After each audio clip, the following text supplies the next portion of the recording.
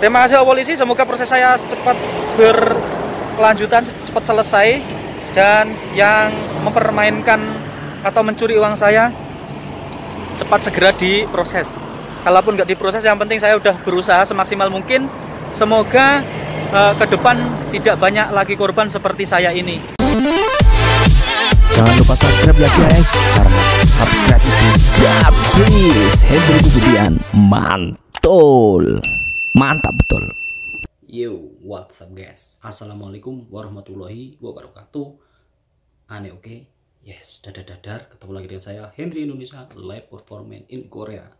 Jadi sekarang saya mau sharing-sharing ke teman-teman semuanya yang ada di Korea ataupun yang di Indonesia mau proses ke Korea. Jadi ceritanya saya itu baru kena kayak pencurian data mungkin lah versi saya. Karena apa? Karena di rekening saya uangnya amblas, yang ada di buku tabungan saya ini amblas jadi nol, nggak ada uangnya sama sekali.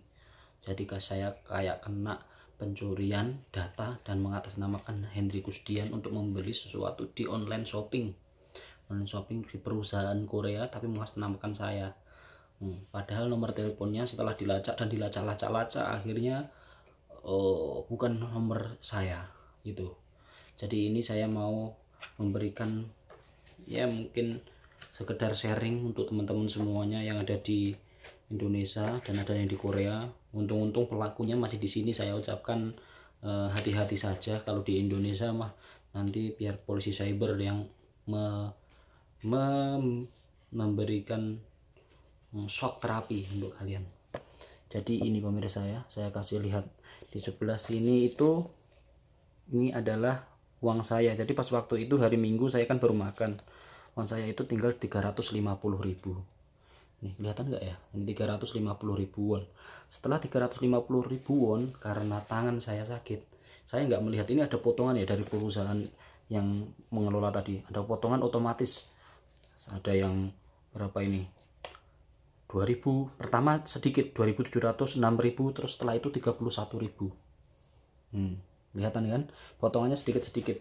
Nah setelah itu dia itu langsung motongnya dengan cepat sekali. Nah akhirnya sampai sehari itu tanggal 8, tanggal 9, 31.000, 6.000. Nah setelah itu kan ini sampai Rabu, saya nggak ngerti. Akhirnya saya hari Kamisnya ke rumah sakit, saya ambil 100.000. Nah seharusnya kan uang saya tinggal 250 karena saya ambil 100.000, ternyata tinggal 80.000. Nah gitu, sampai gitu aja dulu. Nah pas waktu itu uang saya kan pertama ceritanya hari Minggu itu uang saya hari Minggu 350.000. Setelah 350.000 won, berarti kan saya hari Senin, Selasa, Rabu, karena saya nggak pernah mudik, saya di pabrik juga gitu. Saya tidak kerja pas waktu itu karena sakit di pergelangan tangan saya. Jadi kejadian hari itu mulainya hari Minggu tanggal 8 hari Minggu ya, mungkin nggak tahu aku tanggalnya, pokoknya tanggal 8 lah mulai mengambilnya. Senin, Selasa, Rabu saya nggak pernah ambil uang saya karena tangan saya sakit. Hari Kamis saya mau ke rumah sakit, karena saya nggak punya uang, saya ambil 100.000. Jadi misalkan uang 350.000 itu dikurangi 100.000 saya ambil, seharusnya masih ada 250.000 won. Tapi ternyata tidak, bukan 250.000 won, ternyata yang di situ ada tinggal 80.000 yang tersisa saldo. Karena saya merasa tujuan saya hari ini saya pergi ke rumah sakit, saya nggak ambil pusing itu uang kenapa bisa sampai hilang berapa 100 lebih lah gitu. Kok tinggal 80.000. Karena saya keburu ke rumah sakit, saya ke rumah sakit saya pulang. Dan setelah pulang di rumah malam hari sekitar jam 12 lebih, itu otomatis kepotong gitu loh. Nah sampai akhirnya tadi paginya nol. Dia itu motongnya nggak langsung sekaligus gitu, enggak. Jadi seperti ini ya, ini saya tutupin perusahaannya ya. Motongnya setelah 100.000 dia itu pertama cuman 900.500. Setelah 900.500 31.000, setelah itu 19.500, 11.500, dan terakhirnya endingnya 1.643. Dan akhirnya loss, bye bye, uang tinggal 0.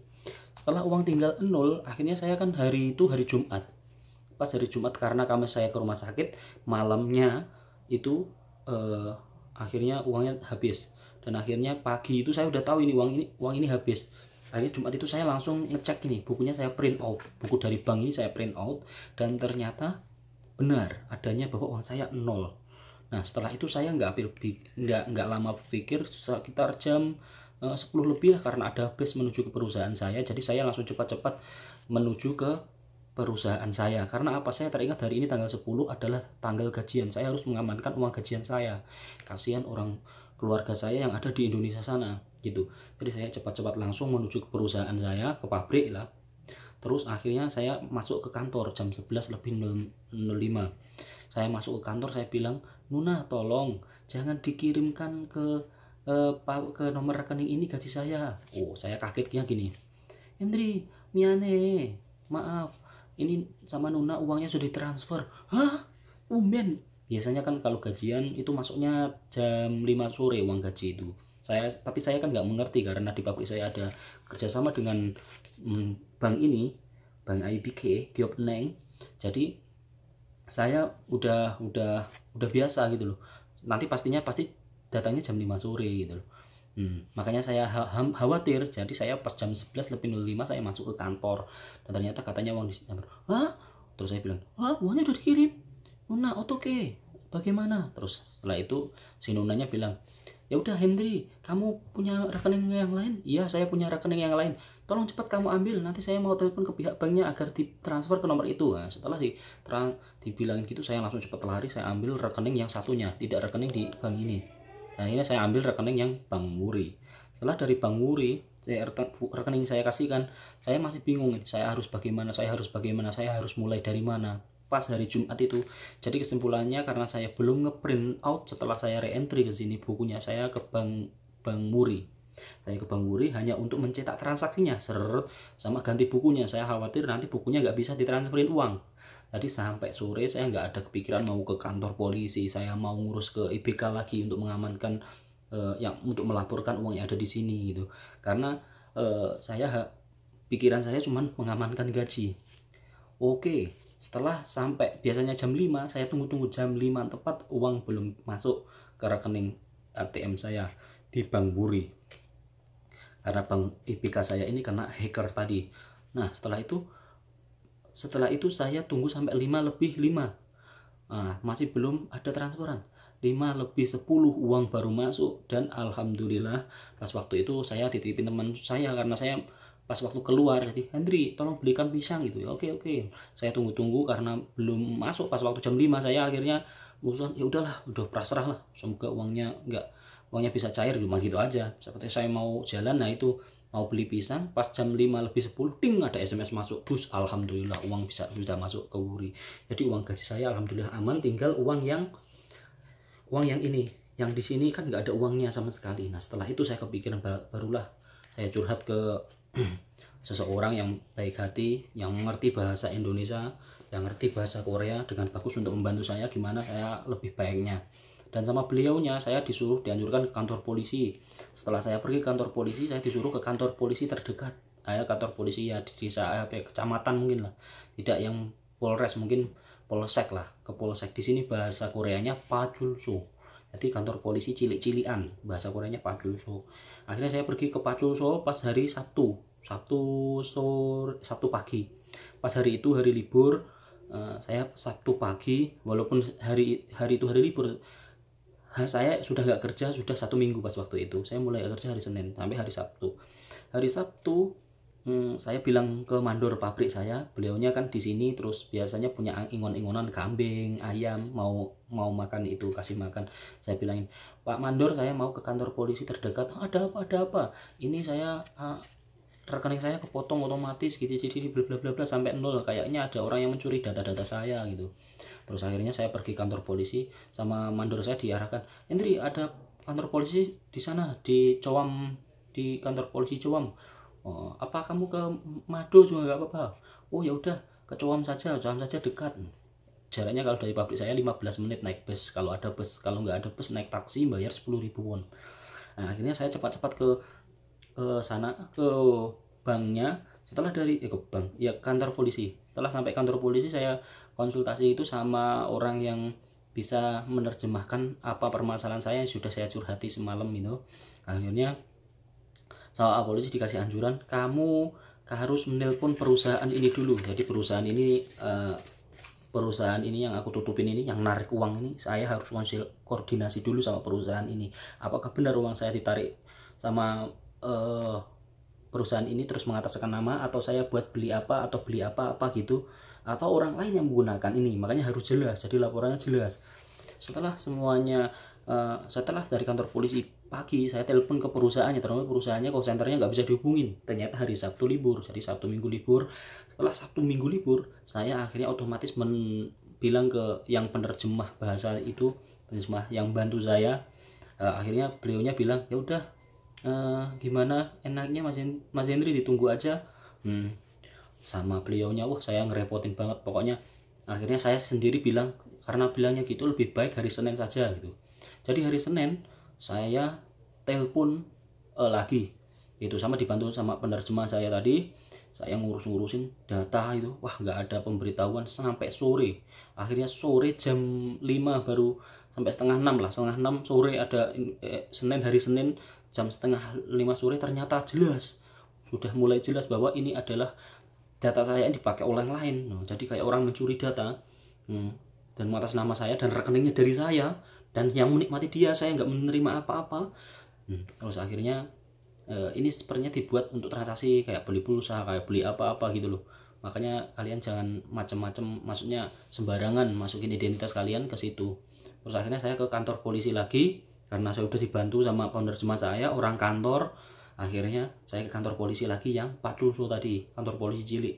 Setelah kantor polisi Cilik, di sana cuman dibilangin bla bla bla bla bla bla bla bla bla bla bla bla bla, suwi lama banget.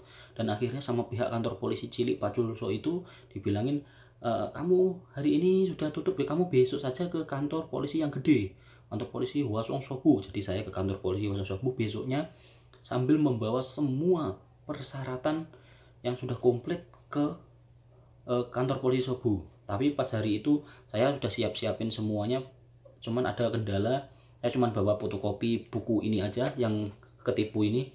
Terus saya bawa KTP, paspor, KTP orang Korea ya, KTP tinggal di sini bukan KTP Indonesia, paspor sama bukti transaksi ininya. Udah saya bawa itu. Setelah saya sampai kantor polisi Hwaseongsobu, di sana saya menuju pertama yang namanya tempatnya Minonsil. Minonsil itu tempat informasi darurat lah. Darurat ada permasalahan apa, nanti kantor polisi yang besar masuknya ke situ. Nanti sama mereka diarahkan ke pihak tim cyber team, karena ini kejahatannya lewat Dumai. Akhirnya diarahkan ke cyber team. Setelah sampai di cyber team, karena saya bahasa Koreanya kurang belakuk-belakuk, harusnya saya itu ada pendampingnya itu. Walaupun sudah ada penerjemahnya kalau bisa hadir di situnya. Nah, karena saya persyaratannya belum komplit, karena saya otomatis harus kembali dulu, karena hari besoknya itu libur, besok lusanya ada. Sama pihak polisi Sobu yang cyber team, saya dimintai untuk bukti transaksi ini. Dia minta transaksi ini ada jam-jamnya, makanya saya berinisiatif ke bank. Saya membuat kayak mungkin history transaksi dari bulan Maret sampai April. Yang ini dari start awal uang saya di itu. Uang saya pertama kali sedot habis-habisan sama si dia sampai akhir nol sampai nol. Di bank IBK ini saya cuma bayar sekitar 2000 won. Saya mendapatkan satu kertas. Kertasnya saya lampirkan kali ya, enggak usah lah. Ya pokoknya gitulah. Udah, setelah kertasnya itu komplit, saya baru kembali lagi ke kantor polisi. Karena apa? Sebelumnya saya telepon orang kantor, saya telepon penerjemah, katanya bisa nggak mendampingi ya, nggak bisa semuanya, nggak bisa hadir di kantor polisi itu.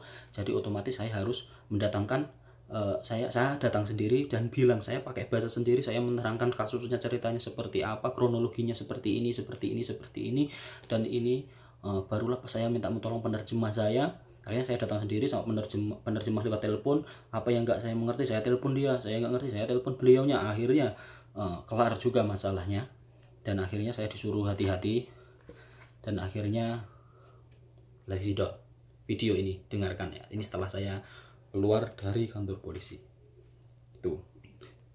Yo, lanjut.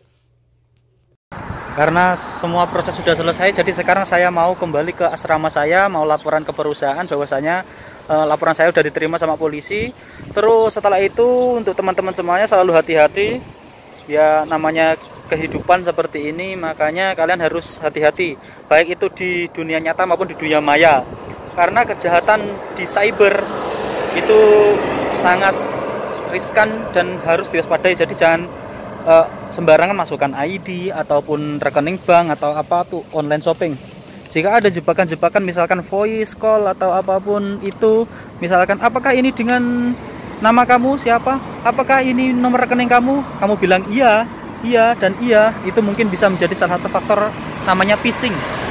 Jadi harap menjadi pelajaran, ataupun ada link terus setelah itu masukkan terus ketahuan, nah itu Anda disuruh masukkan nomor itu, nah ini biasa namanya penipuan. Jadi gitu pemirsa. Oke, sekarang saya udah ada di Hwasong Sobu, di bawahnya kantor polisinya gede banget. Saya tadi barusan lapor diri sana. Saya nggak video karena itu adalah privasi dan di dalam kantor polisi itu dilarang merekam. Makanya saya seperti ini. Tadi perjalannya dari Jumat itu saya wirawiri, saya nyelamatin gaji saya. Terus hari Sabtu saya ke kantor polisi, cuman ada dimasukkan. Terus setelah itu Sabtu Minggu masih libur. Terus lagi kembali ke Senin ke kantor polisi yang kecil sama yang kantor polisi yang pada hari Sabtu saya datangin. Terus setelah itu saya dianjurkan sama Pak polisi itu ke kantor polisi yang besar. Nah ini ke Hwasong Sobu yang seperti tulisannya itu, Hwasong Sobu Polisi. Terima kasih Pak polisi, semoga proses saya cepat berkelanjutan, cepat selesai. Dan yang mempermainkan atau mencuri uang saya cepat segera diproses. Kalaupun nggak diproses, yang penting saya udah berusaha semaksimal mungkin. Semoga ke depan tidak banyak lagi korban seperti saya ini.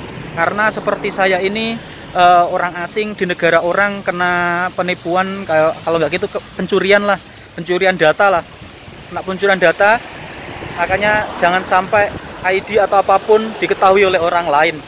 Kecuali kita tahu sama dia tahu. Tapi kalau misalkan buat laporan tidak mengetahui, dan nanti bisa urusannya panjang gitu.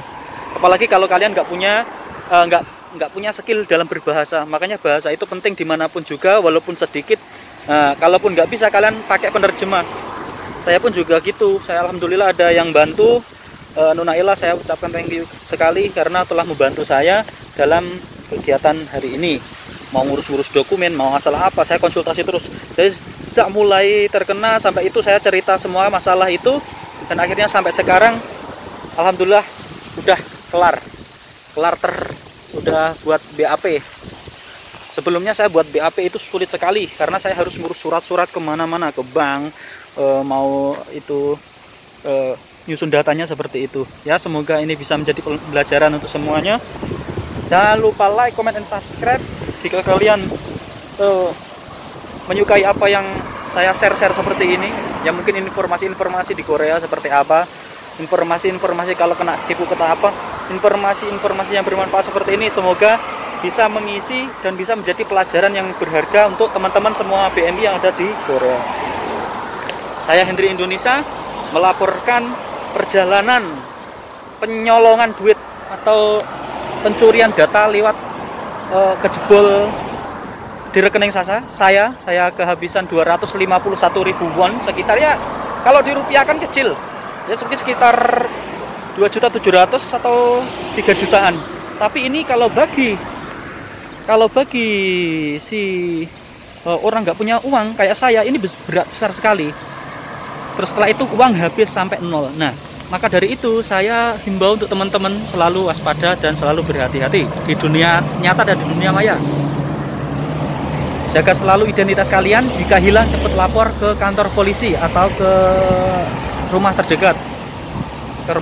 Ke kantor atau ke kantor polisi atau ke kantor sampean bekerja. Oke gitu. Oke, Bro.